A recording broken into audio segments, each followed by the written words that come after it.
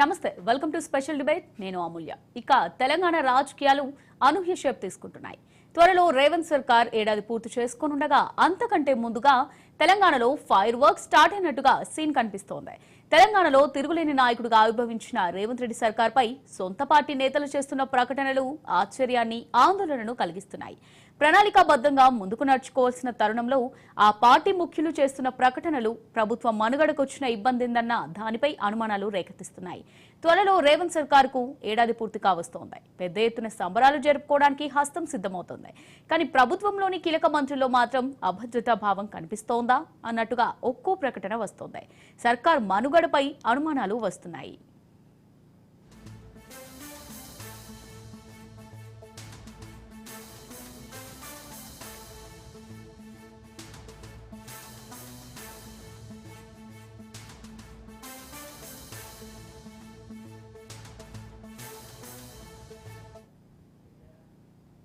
ఇక తెలంగాణలో రేవంత్ సర్కార్ ఏడాది పూర్తి కానుండటంతో ప్రజాపాలనకు ఏడాది అంటూ హస్తం పార్టీ పెద్ద ఎత్తున కార్యక్రమాలు నిర్వహించాలని ప్లాన్ చేసుకుంది కానీ ఆ పార్టీ నేతలు మాత్రం రేవంత్ సర్కార్ను అస్థిరపరిచేందుకు బీఆర్ఎస్ కుట్రలు చేస్తోందంటూ ఆరోపిస్తున్నారు ఇది ఏదో యథాలాపంగా చేసిన ప్రకటన ఎంత మాత్రమూ కాదు పదే పదే కాంగ్రెస్ నేతల నుంచి ఇదే వర్షన్ వినిపిస్తోంది కాంగ్రెస్ పార్టీలో అంతర్గత సంక్షోభం లేదని చెప్పేందుక బీఆర్ఎస్ పార్టీ కుట్రలను బయటపెట్టేందుక అనే అనుమానాలు జనంలో కలుగుతున్నాయి మొత్తంగా బీఆర్ఎస్ ఎన్నికల్లో ఓడినా ప్రభుత్వాన్ని దెబ్బ కొట్టాలని చూస్తోందా అనేది తేలాల్సి ఉంది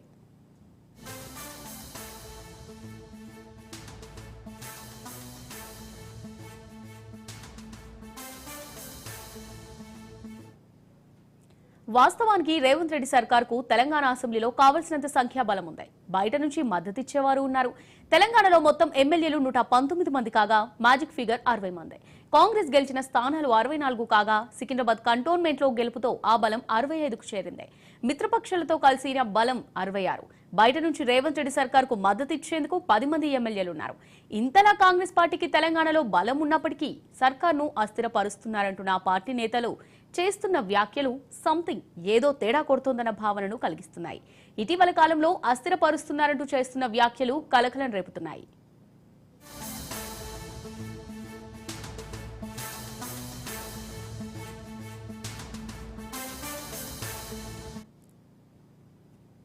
మొన్నటి వరకు ప్రభుత్వాన్ని పడగొడతామన్న నేతలు ఇప్పుడు కాంగ్రెస్ పార్టీలో కీలకంగా మారారు అంతేకాదు నాడు కాంగ్రెస్ పార్టీ నేతలను తీవ్రంగా విమర్శించిన నేతలు ఇప్పుడు అదే పార్టీలో సొంత మనుషులుగా మారారు ఇలాంటి వారిలో మాజీ మంత్రి కడియం శ్రీహరి ఒకరు గత ఎన్నికల్లో బీఆర్ఎస్ తరపున స్టేషన్ గన్పూర్ నియోజకవర్గం నుంచి విజయం సాధించారు ఆ తర్వాత పార్టీ ఫిరాయించారు కుమార్తెకు వరంగల్ ఎంపీ సీటును సైతం ఇప్పించుకుని గెలిపించుకున్నారు లోక్సభ ఎన్నికల్లో కడియం శ్రీహరి కుమార్తె కడియం కావ్య అద్భుతమైన విజయాన్ని నమోదు చేసుకున్నారు ఇక గ్రేటర్ హైదరాబాద్ పరిధిలో ప్రభుత్వానికి బాసటగా పలువురు ఎమ్మెల్యేలు నిలిచారు దానం నగేందర్ ప్రకాష్ గౌడ్ లాంటి నేతలు కూడా ఆ లిస్టులో ఉన్నారు ఇలాంటి తరుణంలో అసలు రేవంత్ సర్కార్కు వచ్చే ఇబ్బంది ఏంటన్నది అర్థం కావడం లేదన్న అభిప్రాయం వ్యక్తమవుతోంది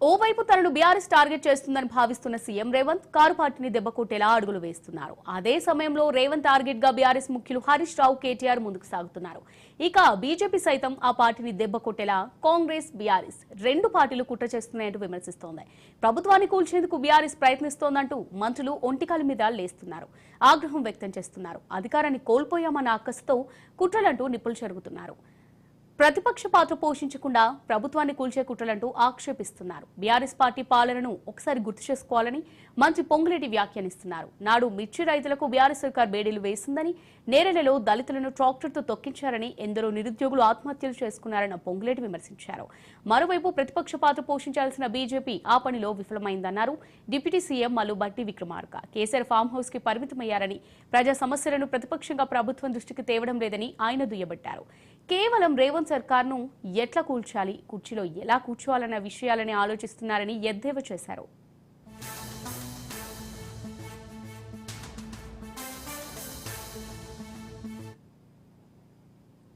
మరోవైపు రేవంత్ అవినీతిని ప్రశ్నిస్తూనే ఉంటామంటూ బీఆర్ఎస్ నేతలు ముక్తకంఠంతో చెప్తున్నారు. నరేందర్ రెడ్డి నిర్దోషిగా బయటకు వస్తారన్న హరీష్ రావు వ్యాఖ్యానించారు. అన్యాయంగా అక్రమంగా ఆయనను అరెస్ట్ చేశారని, అందుకు కొడంగల్ ప్రజలు తగిన విధంగా బుద్ధి చెప్తారన్నారు. ఇక ప్రజల కోసం 100 సార్లైనా జైలుకెళ్తానన్నారు మాజీ మంత్రి కేటీఆర్. తాము కాంగ్రెస్ మంత్రులు చెప్తున్నట్టుగా రేవంత్ సర్కార్ను కూలదోయాలనుకోవడం లేదని, 5 ఏళ్లు అధికారంలో ఉంటే రేవంత్ సర్కార్ గురించి ప్రజలకు పూర్తిగా తెలుస్తోందన్నారు.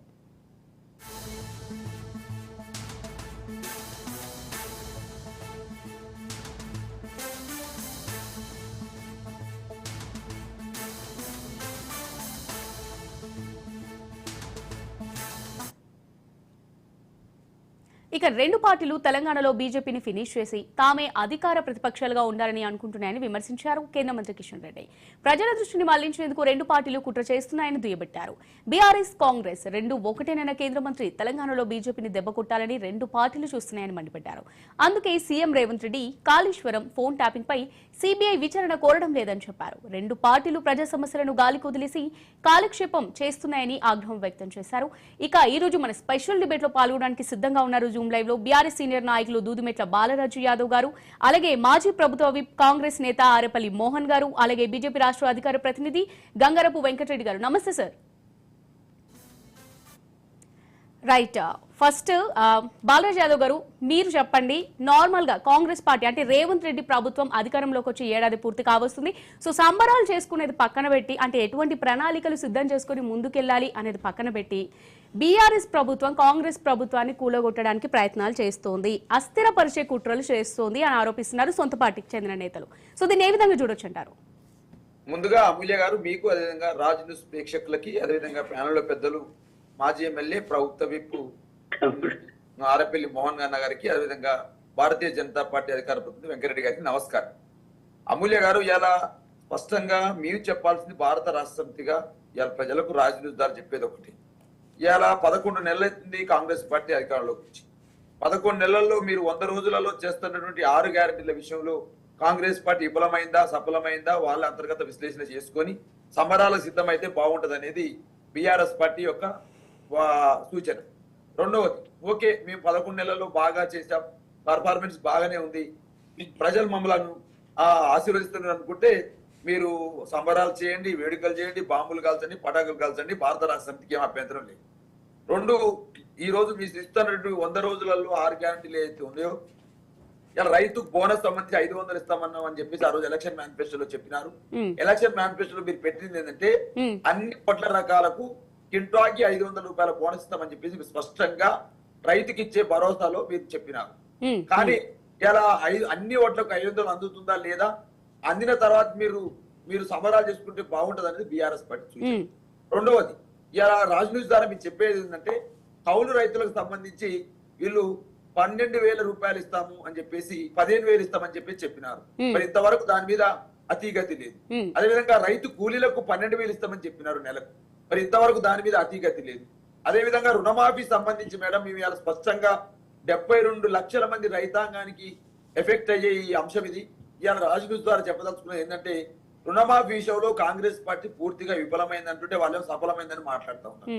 ఎట్లా విఫలమైంది అంటే ముఖ్యమంత్రి గారు SLBC state level bankers meeting జరిగినప్పుడు వాళ్ళు స్పష్టంగా బ్యాంకర్స్ అడిగారు, అయ్యా ఎంతమంది చిన్నకారు సన్నకారు రైతులు లోన్ తీసుకున్నారని అడిగితే, సార్ సుమారు 56 లక్షల నుంచి 50 లక్షల పై చిలుకున్నారని చెప్పేసి ముఖ్యమంత్రి గారు ఎదుటే బ్యాంకర్స్ సుమారు 32 నుంచి 33 బ్యాంకులు ఏదైతే ఇవాళ రుణాలు తీసుకున్నా ఉన్నారో ఆ ప్రధాన బ్యాంకర్స్ వాళ్ళు చెప్పారు. ఆ రోజు ముఖ్యమంత్రి గారు తదనంతరం ఒక సభలో మాట్లాడుతూ 40 లక్షల మందికి మేము పైచిలుకు అంటే 42 లక్షల మంది పైచిలుకు మీరు రుణమాఫీ చేయబోతున్నాం భవిష్యత్తులో అని చెప్పేసి ఒక ప్రకటన చేశారు. తదనంతరం క్యాబినెట్ మీటింగ్ పెట్టుకొని ఆ క్యాబినెట్ మీటింగ్ లో 31,000 కోట్లు అవసరం ఉంటాయని చెప్పేసి రుణమాఫీ కోసం క్యాబినెట్ లో పెట్టారు. తదనంతరం అసెంబ్లీలో బడ్జెట్ ప్రవేశపెడితే రుణమాఫీ కోసం కేటాయించిన నిధుల సంఖ్య 26,000 కోట్లు మాత్రమే.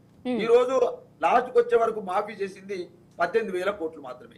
31,000 కోట్లు ఎక్కడ, 18,000 కోట్లు ఎక్కడ అంటే ఇంకా 12,000 కోట్లు మాఫీ చేయనట్టే కదా.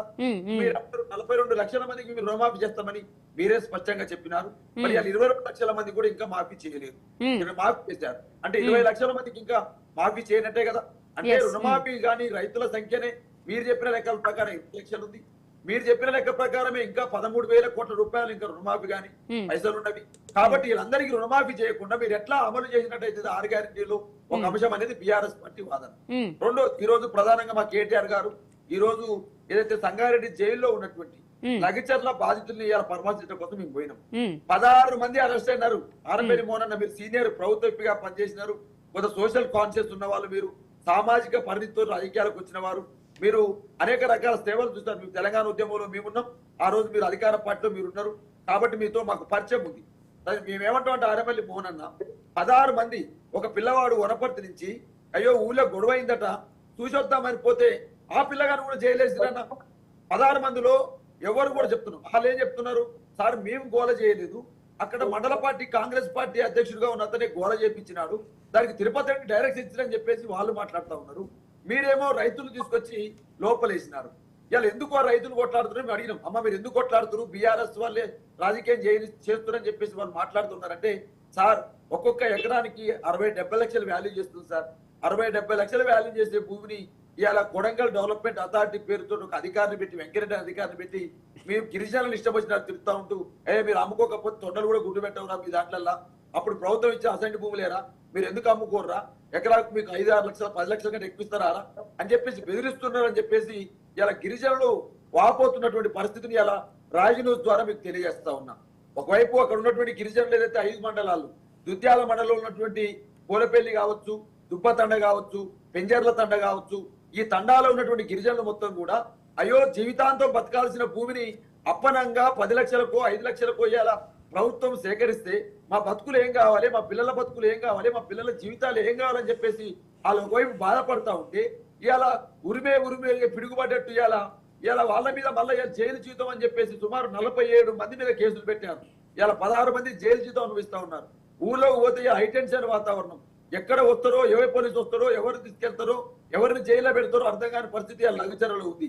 లఘుచర్లనే కాదు, దుద్యాల మండలంలో 5 గ్రామాల్లో అదే పరిస్థితి ఉంది. మీరు ఇలా ఫార్మా విలేజ్ పేరుతోటి, ఫార్మా క్లస్టర్ పేరుతోటి సుమారు 3,000 నుంచి 30,000 ఎకరాలు స్వీకరించే ప్రయత్నం ప్రభుత్వం చేస్తా ఉంది.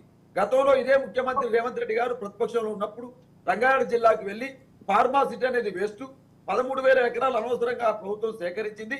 ఆ ఫార్మాసిటీ భూముల్ని వెనకకిస్తామని చెప్పినారు. ఇంతవరకు ఫార్మాసిటీ భూములు వెనకకి ఇవ్వకపోగా, ఆ రైతుల్ని ఆదుకోకపోగా, ఆ ఫార్మాసిటీలో ఏదో రియల్ ఎస్టేట్ వెంచర్లు ఏర్పాటు చేస్తామని చెప్పేసి పెద్ద ఎత్తున పుకార్లు వస్తా ఉన్నవి. మరి ఇవన్నీ అంశాలు ఒకవైపు ఉంటా ఉంటే ప్రభుత్వం వారోత్సవాలు పోతున్నాం, సంబరాలకు పోతున్నాం, సంవత్సరం పూర్తి చేసుకున్నాం అంటే ఒకసారి ఆలోచన చేయాలి. రెండోది, మహిళలకు ఉచిత బస్సు ప్రయాణం పెట్టారన్న మోహనన్న సంతోషం. ఉచిత బస్సు ప్రయాణం ద్వారా 1,50,00,000 మంది ప్రయాణిస్తున్నారు. మీరు పెట్టినటువంటి ఒక పథకం అది. ఓకే సార్, మోహన్ గారు, ఓకే మోహన్ గారు ఇప్పుడు మీరు చెప్పండి. రాజ్ న్యూస్ ప్రేక్షకులకు మొదటి నమస్కారం. తమ్ముడు బాలరాజ్ యాదవ్ గారు, చాలా సంతోషం తమ్ముడు. కొన్ని విషయాలు నువ్వు చెప్పిన దానిలో అంగీకరించకపోయినా ఏ ప్రభుత్వమైనా ఏదైనా ఒక పథకం చేపట్టినప్పుడు కొంతమంది రైతులు ఉదాహరణకు ఒక ప్రాజెక్టు కట్టినప్పుడు కొంతమంది రైతులు నష్టపోతారు, చాలా మందికి లాభం జరుగుతుంది. ఆ విధంగానే ఇప్పుడు ఫార్మాసిటీకి సంబంధించి కానీ, కొడంగల్ దానికి సంబంధించి కానీ ప్రభుత్వం పారదర్శకంగా ఉంటుంది. తప్పగా నష్టపరిహారం ఇచ్చినాకనే భూములు తీసుకుంటది. అది ఎస్సీలు కావచ్చు, ఎస్టీలు కావచ్చు, బీసీలు కావచ్చు.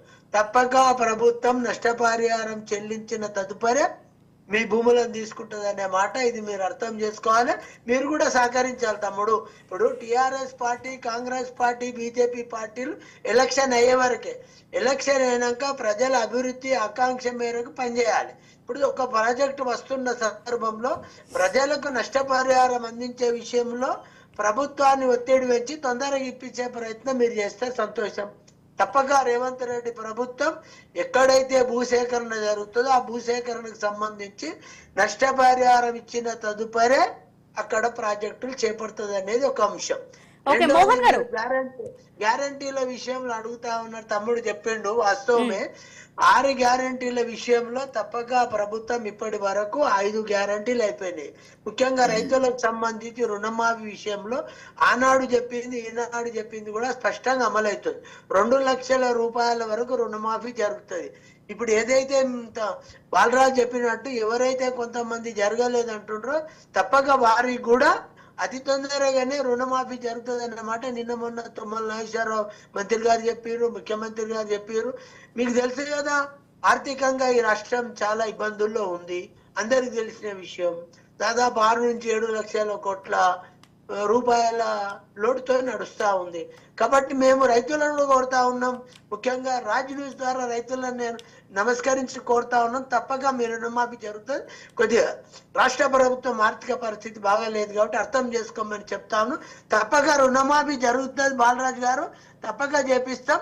దీనికి వెనుక పోయే ముచ్చటే లేదు. ఎందుకంటే రైతు ప్రభుత్వం అనే మాట ఆనాడు రాజశేఖర రెడ్డి గారు మొదలు పెట్టారు కాంగ్రెస్ పార్టీలో, ఈనాడు రేవంత్ రెడ్డి గారు దాని దిశగా పనిచేస్తా ఉన్నాడు.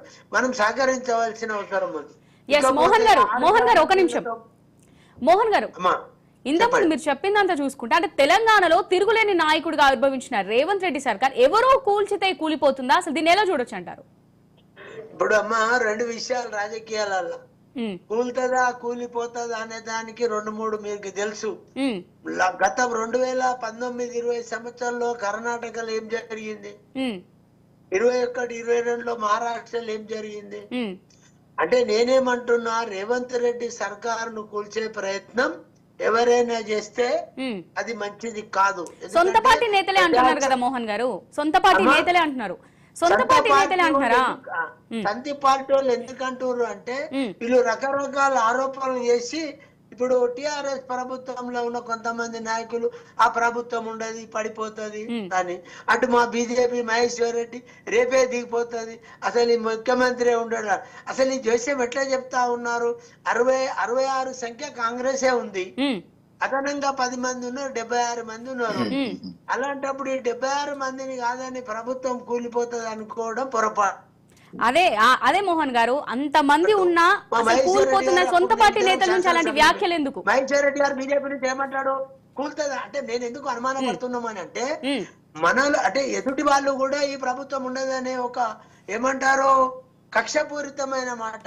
బట్ ఇంతకుముందు మోహన్ గారు, ఇంతకుముందు మీరన్న మాటనే మనం తీసుకున్నట్టయితే బీఆర్ఎస్ నుంచి అంటే కేటీఆర్, మాజీ మంత్రి కేటీఆర్ ఎవరైతే ఉన్నారో ఇంకా 4 ఏళ్లు రేవంత్ రెడ్డి ప్రభుత్వం అధికారంలో ఉండాలి, అప్పుడే ప్రజలకు రేవంత్ రెడ్డి అంటే ఏంటో తెలుస్తుంది అని చెప్పారు. బట్ సొంత పార్టీ నేతలు చూసుకున్నట్టయితే బీఆర్ఎస్ కానివ్వండి, అటు ప్రతిపక్ష పార్టీలు ఏవైతే ఉన్నాయో బీజేపీ కానివ్వండి, బీఆర్ఎస్ కానివ్వండి, సొంత పార్టీ నేతలే పార్టీని అస్థిరపరిచే కుట్రలు చేస్తున్నాయి ప్రతిపక్షాలు అంటున్నాయి. ఇప్పుడు మేము సొంత పార్టీ వాళ్ళు ఎందుకు అంటుండ్రు అని అంటే, వీళ్ళు చెప్పే మాటలు విని మీరేం చేస్తారు, కూలగొడతారా, ప్రభుత్వాన్ని కూలగొట్టే ప్రయత్నం బీఆర్ఎస్ బీజేపీ వాళ్ళు చేస్తారా అనే ఒక మాట మాట్లాడుతా ఉన్నా. కానీ నేను వ్యక్తిగతంగా చెప్తా ఉన్నా, బీఆర్ఎస్ గాని బీజేపీ గాని ఈ కాంగ్రెస్ ప్రభుత్వాన్ని రేవంత్ రెడ్డి ప్రభుత్వాన్ని దించే శక్తి లేదు. మరి ఈ కాంగ్రెస్ ప్రభుత్వం తప్పక 5 ఏళ్లు పాలిస్తుంది, ప్రజలకు అందుబాటులో ఉంటది, ప్రజా అవసరాలు తీరుస్తుంది, ఇచ్చిన మాట కట్టుబడి. రాజశేఖర్ రెడ్డి ఆనాడు ఉచిత విద్యా వైద్యము, అలాగే ఉచిత కరెంటు, ఆరోగ్యశ్రీ ఎలాగైతే కార్యక్రమాలు పెట్టి నెరవేర్చిండు, ఆ దిశగా రేవంత్ రెడ్డి కూడా పనిచేస్తాడు. ఆ ముఖ్యమంత్రి గారు ఆ దిశగా పయనం చేస్తా ఉన్నాడు, మంత్రులు కూడా సహకరించి పని జరుగుతా ఉన్నాయి. నేను అనుకుంటాను వ్యక్తిగతంగా, నా అభిప్రాయం అయితే ఈ కాంగ్రెస్ పార్టీ యొక్క ప్రభుత్వాన్ని రేవంత్ రెడ్డి ముఖ్యమంత్రిని దించే ప్రయత్నం వీళ్ళు ఎవరితోని కాదు, ఎవరు చేయలేరు, చేసే శక్తివంతులు కూడా టిఆర్ఎస్ లేదు, అటు బీజేపీ లేదు అనేది నేను ఘంటాపదంగా చెప్పదలుచుకున్నాను. రైట్, ఓకే మోహన్ గారు. గంగారపు వెంకటరెడ్డి గారు, ఇప్పుడు మీరు చెప్పండి, కాంగ్రెస్ ప్రభుత్వం నుంచి సొంత పార్టీ నేతలు అయితే ఆరోపిస్తున్నారు ప్రతిపక్షాలు పార్టీని అస్థిరపరిచే కుట్రలు చేస్తున్నారు. ప్రతిపక్షంగా మేడం ఒక్క మాట, అస్థిరపరిచేదన్న మాట మాట్లాడుతారు మా వాళ్ళు. అస్థిరం అంటే మా ఎమ్మెల్యేలకు ఏదో ఆశ చూపినట్టు, మీ ఎమ్మెల్యే లేరు మా దిక్కత్తాన్రు. మొన్న ఏమంటారు టిఆర్ఎస్ వాళ్ళు 5 నుంచి 10 మంది కాంగ్రెస్ ఎమ్మెల్యేలు మాకు టచ్లు ఉన్నారని మాట్లాడారు. అస్థిరపరచాలనే ఆలోచనలతో అప్పుడప్పుడు టిఆర్ఎస్ స్టేట్మెంట్లు ఇస్తా ఉన్నారు, బీజేపీ ఎమ్మెల్యేలు కూడా ఇస్తున్నారు. కాబట్టి అస్థిరపరిచే ప్రయత్నం మీరు చేయకూడదు, చేస్తే మంచిది కాదు ప్రజాస్వామ్యానికి అనే మాట నేను ఈ సందర్భంగా గుర్తు చేస్తా ఉంటాను. రైట్, ఓకే మోహన్ గారు.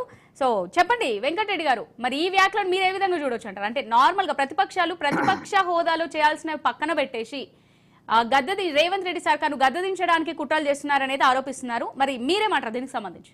ఇప్పుడు ఒకటే అమూల్య గారు, ఇద్దరు మిత్రులు ఇద్దరు మిత్రులు మాట్లాడినారు. ఉమ్, ఇద్దరు కూడా రెండు పార్టీలు మిత్రత్వంతోనే వాళ్ళు మాట్లాడుతున్నటువంటి సందర్భం అనేటువంటిది చెప్పదలుచుకున్నా. ఒకటేంటంటే భారతీయ జనతా పార్టీ ప్రజాస్వామ్య బద్దంగా ఏర్పడినటువంటి రేవంత్ రెడ్డి గారి ప్రభుత్వం 5 ఏళ్లు కొనసాగాలని మేము కోరుకుంటున్నాం. దాన్ని మా అధ్యక్షుడు కిషన్ రెడ్డి గారు కూడా చాలా సందర్భాల్లో మాకేం తొందర లేదు.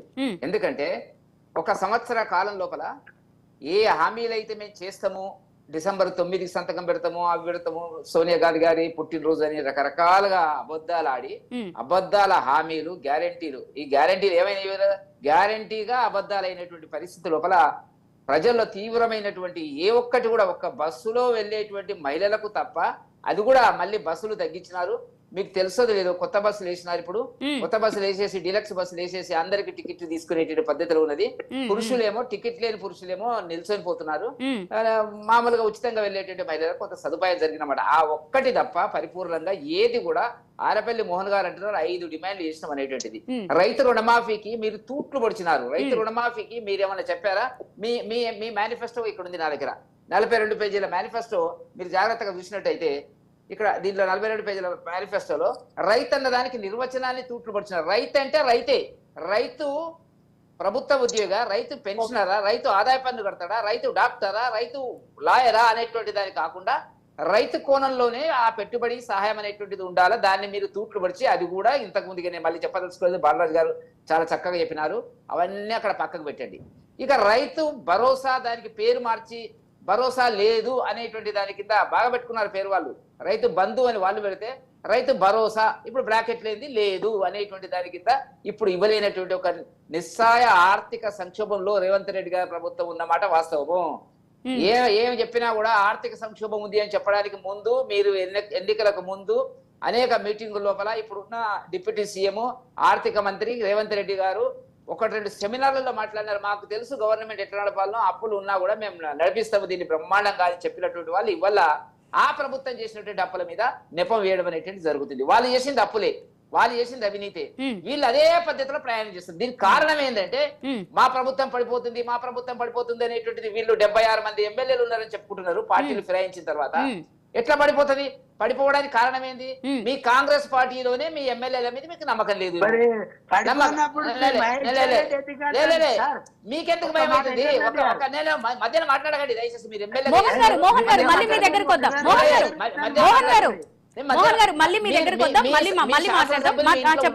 చూసుకోండి. మీ శాసనసభ్యులు మీ ఇంట్లో ఉన్నారా లేదా చూసుకోండి. మీ పట్ల, మీ పార్టీ పట్ల నమ్మకంగా ఉన్నారా లేదా చూసుకోండి. పార్టీ పట్ల విధేయత ఉన్నదా లేదా చూసుకోండి. రేవంత్ రెడ్డి గారి పట్ల వాళ్ళకు విశ్వాసం ఉందా లేదా, ముందు చూపు ఉందా లేదా చూసుకోండి. ఎందుకంటే ఉన్న 12 మంది మంత్రుల లోపల 2 పక్కకు పెడితే 10 మంది ముఖ్యమంత్రి అభ్యర్థులు మీరు. దీనికి ఏమైతుంది? ఇప్పుడు రేవంత్ రెడ్డి గారు అనుకోకుండా వచ్చి అక్కడ ముఖ్యమంత్రి అయినాడు. మేము ముఖ్యమంత్రి అయిదామనేటువంటి వాళ్ళు మనకు తెలిసినదే కదా. గత 50 సంవత్సరాలుగా కాంగ్రెస్ చరిత్ర చూస్తే మీరు పార్టీ ఫిరాయించిన దాంట్లో నెంబర్ 1. 2 పిసిసి ప్రెసిడెంట్లు పార్టీ ఫిరాయించండి మీరు. ఒకటి శ్రీనివాస్ గారు, కేశవరావు గారు. మీ పరిస్థితి అట్లుంటది. కాబట్టి పదవులు, ఫలాపేక్ష, అవినీతి, అక్రమాలు కేంద్రంగా మీరు పనిచేస్తారు తప్ప. కాబట్టి ప్రతివాడు ఏం చేస్తాడు? వల్ల మీరు పడిపోతారు అనేటువంటి చెప్తే మీకు భయం అవుతుంది. మేము పడిపోము, మా ఎమ్మెల్యేలు మా ఇంటుంటారు అని మీరు చెప్పలేకపోతున్నారు. కాబట్టి రాజకీయాలలో ఎదురు వ్యక్తి మా మహేశ్వర్ రెడ్డి గారు మాట్లాడినా, కేటీఆర్ గారు మాట్లాడినా ఒక వేస్తారండి, ఒక బాణం వేస్తారు. దానికి మీరు చెత్తలు గలగలగలని వణికిపోతే భయపడగా రోజు టాపిక్ మాట్లాడుతున్నారు. మోహన్ గారు, నేను మీ దగ్గరకు వస్తా. కాబట్టి నేను అంటున్నది ఏంటంటే ఈ ప్రభుత్వం ఉంటుందా పోతుందా అనేటువంటిది ఆ ఎమ్మెల్యేల మీద ఆధారపడి ఉంటుంది తప్ప భారతీయ జనతా పార్టీకి ఏం సంబంధం అండి? అంటే మేము ఎందుకు, మా మహేశ్వర్ రెడ్డి గారు ఎందుకు మాట్లాడినాడు? ఆయన అక్కడ పనిచేసి వచ్చినాడు. దాని స్వరూపము, దాని ఉనికి, దాని అస్తిత్వము, దానిలో ఉండేటువంటి రకరకాల అభిప్రాయ భేదాలు, పైకెక్కుతుంటే కిందికి లాగేవాడు, అవన్నీ ఆయన అనుభవించినాడు. కాబట్టి ఇప్పుడు మామూలుగా మా భారతీయ జనతా పార్టీలో ఒక మహేశ్వర్ రెడ్డి గారే ఆ విషయం గురించి మాట్లాడుతున్నాడు. కాబట్టి ఉంటుందా పోతుందని అది చెప్పి ఇలా ప్రజలను బ్రహ్మలోకి దించే మీరు ఎల్లకాలం ఉండాలా. ఎల్లకాలం ఎల్లకాలం అంటే 4 సంవత్సరాలు, మిగతా 4 సంవత్సరాలు మీరు ఉండాలా.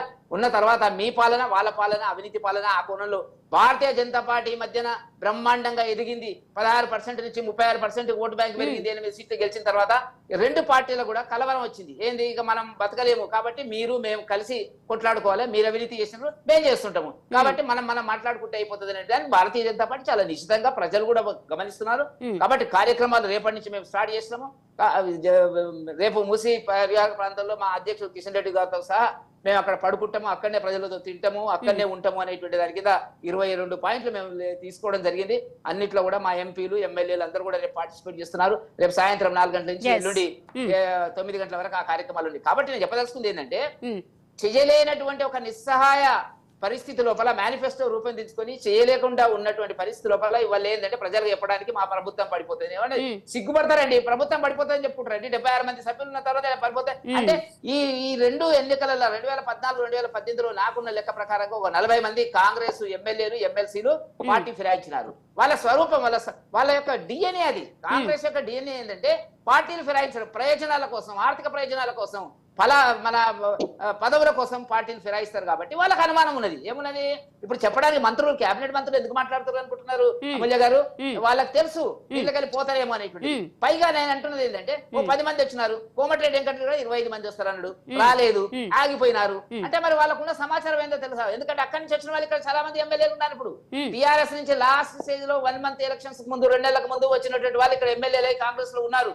మరి వాళ్ళకి ఏమైనా లింకులు ఉన్నాయేమో ఇవన్నీ లెక్క పెట్టినప్పుడు మా మహేశ్వర్ రెడ్డి గారు చాలా సందర్భాల్లో చెప్పడం జరిగినటువంటిది ఏంటంటే ఈ ప్రభుత్వం ఒకటి రేవంత్ రెడ్డి గారు ప్రభుత్వం పడిపోతుందా, కాంగ్రెస్ ప్రభుత్వం పడిపోతుందా, ఈ రెండింటి కూడా తేడా ఉన్నటువంటిది. కాబట్టి ఈ అన్ని విషయాలను మనం జాగ్రత్తగా ఆలోచిస్తే అది వాళ్ళు నిర్ణయించుకోవాలి. అది ప్రజా సమస్య. మీరు ఏం చేయలేనటువంటి ఒక పరిస్థితి లోపల హైడ్రా తీసుకొచ్చినారు. రకరకాలుగా మీరు ఇవాళ రైతుల గురించి మాట్లాడుతున్నారు. రైతుల గురించి మాట్లాడడానికి కాంగ్రెస్ పార్టీకి అసలు నోటికి ఎట్లా మాట వస్తుందో ఇంతవరకు 50% నేను గ్రామ ప్రాంతాల్లో ఉన్నటువంటి వ్యక్తిని 50% ధాన్యం కొనుగోలు చేసినారు. ఇంతవరకు ఐకేపీ సెంటర్లు కొనడం లేదు. ఆయన తుమ్మల నాగేశ్వరరావు గారు బ్రహ్మాండంగా ఇంట్లో కూర్చొని స్టేట్మెంట్ ఇస్తున్నారు. ఒక్క మంత్రి అన్నా మీరు ఐకేపీ సెంటర్లకు మీరు ఎందుకోలే? భారతీయ జనతా పార్టీ మా అధ్యక్షులు అందరూ కూడా వెళ్తున్నారు, ప్రజల్ని అడుగుతున్నారు. మీకు దమ్ము ధైర్యం ఉంటే మేము కొంటున్నామని చెప్పి ఒక్క ఎమ్మెల్యే పోయినాడా, ఒక్క మంత్రి పోయినాడా చెప్పండి? సూటిగా అడుగుతున్నా. అరపల్లి గారు మీరు ఎందుకు పోలేదు? వెంకటరెడ్డి గారు ఒక నిమిషం. ఓకే మోహన్ గారు, ఇప్పుడు మీరు చెప్పండి. అంతే, ఇంత కావాల్సినంత సంఖ్యాబలం ఉండి బయట నుంచి కూడా అంతమంది ఎమ్మెల్యేల సపోర్ట్ ఉన్నా ఇలాంటి మాటలు ఎందుకు మాట్లాడుతున్నారు? అభివృద్ధిపై శ్రద్ధ పెట్టకుండా పార్టీ అస్థిరత్వం గురించి ఎందుకు మాట్లాడుతున్నారని వెంకటరెడ్డి గారు అయితే చెప్పారు. మరి దీని గురించి ఏం చెప్తారు? వెంకటరెడ్డి గారు ఒక మాట చెప్పిర్రు, అల్లాహులు ఇళ్ళకి ఈ పార్టీలు ఆ పార్టీలు మారుతారంటే మహేశ్వర్ రెడ్డి ఏ పార్టీకి వెళ్ళి ఎడికొచ్చిండు సార్? అంటే నేను ఏమంటున్నా అంటే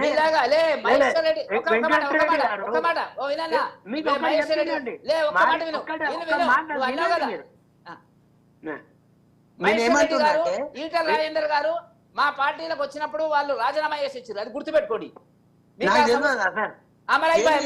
కాంగ్రెస్ లేదు కదా, మీరు అక్కడి నుంచి టీఆర్ఎస్ నుంచి తీసుకున్నారు కదా, టీఆర్ఎస్ నుంచి తీసుకున్నారు. రాజీనామా ఎందుకు చేయించలే? మహేశ్వర్ రెడ్డి ఎమ్మెల్యే రాజీనామా ఇచ్చి బీజేపీకి. మా దగ్గర ఎమ్మెల్యే లేడు కదా, మీ దగ్గర ఎమ్మెల్యే లేడు కదా, రాజీనామా ఇచ్చిండు అంటున్నా. పార్టీకి మీ పార్టీకి రాజీనామా చేసి చూడు. ఎమ్మెల్యే ఎవరైనా రాజీనామా ఇచ్చే మీ కల్చర్ అట్లా కాదు. మీరు ఏ పార్టీ అయినా పార్టీలో రాజీనామా ఇచ్చి తర్వాత వారం 10 రోజులు ఆలోచించుకొని ఇష్టమైన పార్టీలో చేరుతారు. ఎవరైనా పార్టీ కాదు, ఎమ్మెల్యేగా ఎన్నికైన తర్వాత పార్టీ ఫిరాయిస్తే తప్పు, నేరము. అది ఏరే వాళ్ళిద్దరు కూడా. అది మా బాలరాజ్ చెప్తాడు. ఎందుకంటే పోయినసారి 12 మంది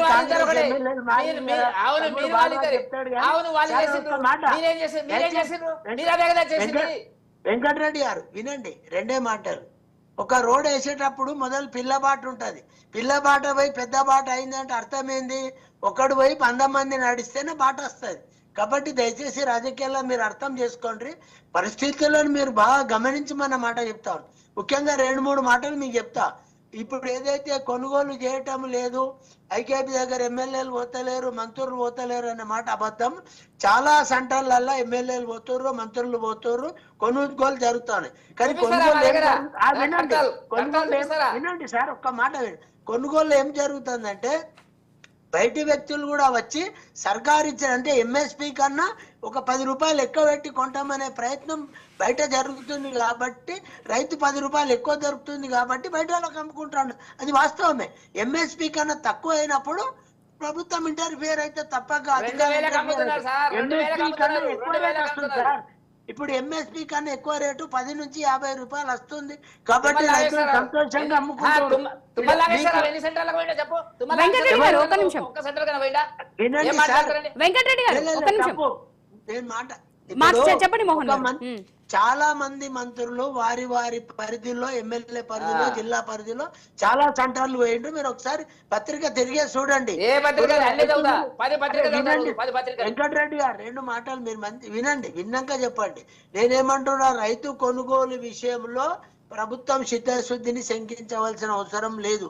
రైతు బంధు నుంచి రైతు భరోసా ఎందుకు వచ్చిందంటే ప్రభుత్వం అండగా ఉంటుంది కాబట్టి మేము భరోసా ఉన్నామనే మాట చెప్పి ఆ ప్రయత్నం జరుగుతా ఉంది. మీరే చెప్తా ఉన్నారు ఏమని, ఆర్థికంగా ఇబ్బందులు ఉన్నాయి. మేం కాదు, మీకు తెలిసినప్పుడు అప్పుడు ఎట్లా ఇచ్చినారు? హామీలు ఎట్లా ఇచ్చినారు? గ్యారంటీలు సంతకం పెట్టి, రాహుల్ గాంధీ సంతకం పెట్టి, ప్రియాంక గాంధీ సంతకం పెట్టి ఎట్లా ఇచ్చినారు? సార్ నరేంద్ర మోడీకి తెలియదా సార్? సంవత్సరానికి జాతీయ చర్చ వచ్చినప్పుడు మాట్లాడదాం. ఓకే ఓకే వెంకటరెడ్డి గారు మళ్ళీ మాట్లాడదాం. మోహన్ గారు మళ్ళీ మీతో మాట్లాడదామండి.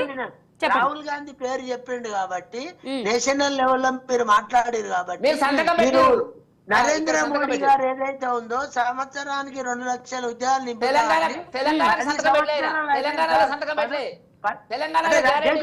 వెంకటరెడ్డి గారు ఒక్క నిమిషం అండి. ఆడ చేయొద్దా సార్? దేశంలో అమలు చేయొద్దా? ఆ చర్చ మాట్లాడదాం. ఓకే రైట్ ఓకే మోహన్ గారు రైట్. ఇప్పుడు ఓకే వెంకటరెడ్డి గారు, మోహన్ గారు మళ్ళీ మీ దగ్గర కదా, ఒక నిమిషం ఆగండి.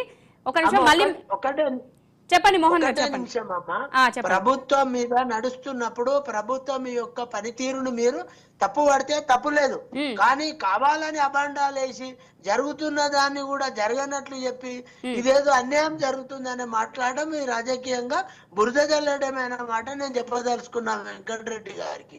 కాబట్టి దయచేసి మీరు అర్థం చేసుకొని, రైతుల విషయంలో గాని మహిళల విషయంలో గాని, మరి ఈ మధ్యలో మీరు గమనించిన స్కాలర్షిప్లు రేట్లు పెంచారు పాత దానికన్నా. తప్పు జరుగుతుందా? విద్యార్థులకు సరి అయిన వసతులు కల్పిస్తా ఉన్నారు, తప్పు జరుగుతుందా? ఓకే మోహన్ గారు, ఓకే వెంకటరెడ్డి గారు, బాలరాజ్ గారు రైట్. మోహన్ గారు మళ్ళీ మీతో మాట్లాడతాను. మోహన్ గారు ఒక నిమిషం మళ్ళీ మీతో మాట్లాడతాను. మోహన్ గారు వెంకటరెడ్డి గారు ఒక నిమిషం. మోహన్ గారు మళ్ళీ మీతో మాట్లాడతాను. సరే బాలరాజ్ గారి దగ్గరికి వెళ్దాం. ఒక నిమిషం మోహన్ గారు మళ్ళీ మీతో మాట్లాడతారు. బాలరాజు గారు ఇప్పుడు మీరు చెప్పండి, అంటే రెండు పార్టీలు ఒకదానిపై ఒకటి ఆరోపణలు చేసుకుంటున్నప్పుడు బీజేపీ పార్టీ అనేది ఒక వెరైటీ లైన్ తీసుకుంది. బీఆర్ఎస్ కాంగ్రెస్ 2 కుమ్మక్కై బీజేపీ పార్టీని తెలంగాణలో దెబ్బతీయడానికి కుట్ర చేస్తున్నాయని చెప్పేసి ఇది ఒక లైన్ అయితే తీసుకుంది. కిషన్ రెడ్డి ఆరోపించారు. సో దీని గురించి మీరేం చెప్తారు? అమూల్య గారు, మోహన్ అన్నేమో సౌమ్యుడు, మరి మోహన్ అన్న లాంటి వాళ్ళు సీనియర్ కాంగ్రెస్ పార్టీలో పనిచేసిన వాళ్ళు, వారు సీనియర్ ప్రభుత్వగా పనిచేసారు. వారైనా ముఖ్యమంత్రి గారికి కొంత సలహా సూచనలు ఇవ్వాలనేది మా కోరిక. ఎందుకంటే ఒక డాక్టరేట్ చదువుకొని తెలంగాణ విద్యార్థి ఉద్యమంలో పాల్గొని ఒక యువకుడుగా, ఒక కార్పొరేషన్ చైర్మన్ గా పనిచేసి ఒక పార్టీ నుంచి మాట్లాడినప్పుడు మేము మోహన్ అన్నకు ఒకటే సూచన చేస్తా ఉన్నాం. ఎందుకన్నా మీరు విజ్ఞులన్నా, చదువుకున్న వాళ్ళు, మీరు అనేక సంవత్సరాలు రాజకీయాల్లో ఉన్నారు. ఇలా రైతులు పడుతున్నటువంటి బాధల్ని, ఓకే మీరు అన్ని పడుతురా, మొత్తము ఎంత పడుతురు ఏందనేది మీకు అవగాహన ఉంది. ఒక పార్టీ ప్రతినిధిగా మీరు మాట్లాడేటప్పుడు ఖచ్చితంగా పార్టీని వెనకేసుకుని మాట్లాడాల్సిందే కాదని. కానీ కొన్ని సమస్యలు అయితే ఉన్నాయన్న. ఓకే, కొనుగోలు కేంద్రాలు ఓపెన్ చేస్తామన్నవి 7,545 ఓపెన్ చేస్తామన్నారు అన్న. కానీ ఇంకా కొనుగోలు కేంద్రాలు ఓపెన్ కాలేదనేది ఇలా ప్రభుత్వంలో ప్రజల పట్ల రైతులలో ఆందోళన ఉందన్న. కొనుగోలు కేంద్రాలు ఓపెన్ అయినప్పటికీ తేమ శాతం ఏదైతే 17% తేమ ఉండాలనే దాన్ని చేస్తా ఉన్నారు, దాని పట్ల కూడా రైతులు ఇబ్బంది పడతా ఉన్నారు. అదేవిధంగా తరుగు సంబంధించి గతంలో ఒక కిలో తరుగు తీసేయమని చెప్పేసి గతంలో కాంగ్రెస్ పార్టీ హామీ ఇచ్చిందన్న. ఇలా 6 నుంచి 5 కేజీల తరుగుని కింటాకు తీసివేస్తున్నారన్న.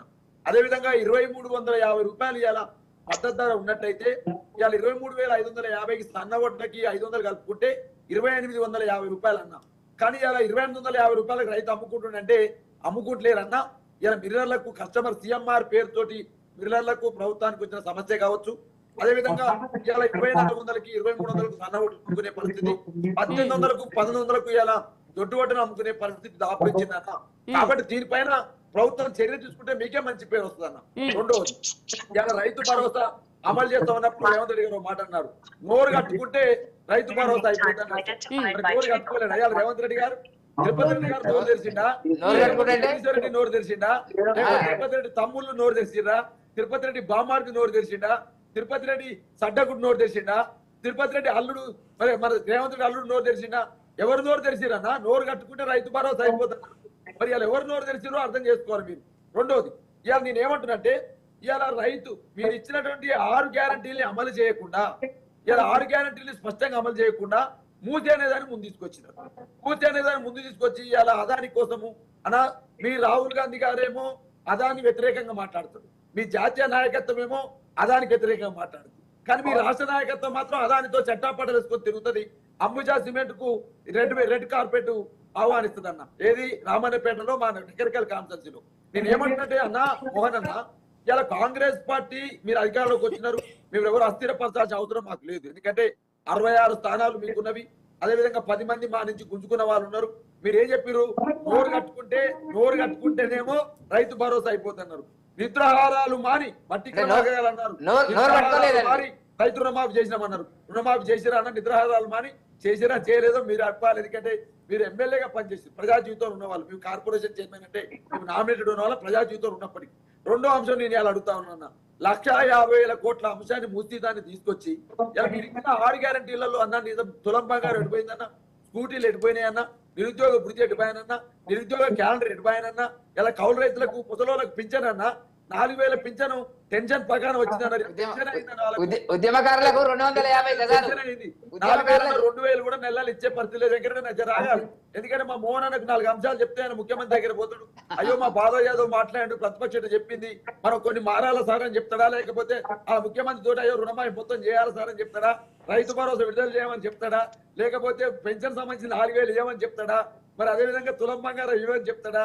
ఇవన్నీ అంశాలు చెప్పాలని మీరు. ఎందుకంటే ఇలా ఫార్మా విలేజ్ పేరుతోటన్నా మీరు జరుగుతున్నటువంటి ఏదైతే లగిచరలో జరుగుతున్నటువంటి అంశం, ఇలా పేద ప్రజలు అన్న వాళ్ళు రెక్కాడితే డొక్కాడని జీవితాలు, భూమిని నమ్ముకొని జీవిస్తున్న జీవితాలు, వాళ్ళ బతుకులు ఛిద్రమైపోయాక మీరు ప్రభుత్వం ఉంటేది లేకుంటేనన్నా ఇలా పెద్ద పెద్ద కంపెనీలకు ఇచ్చేటువంటి కంపెనీలు కావాలన్నా, మనకు ఓట్లేసిన ప్రజలు కావాలన్నా?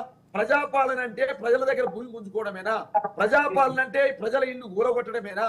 ప్రజాపాలన అంటే రైతు భరోసా ఎగ్గొట్టడమేనా? ప్రజాపాలన అంటే రైతు భరోసా ఎగ్గొట్టడమేనా?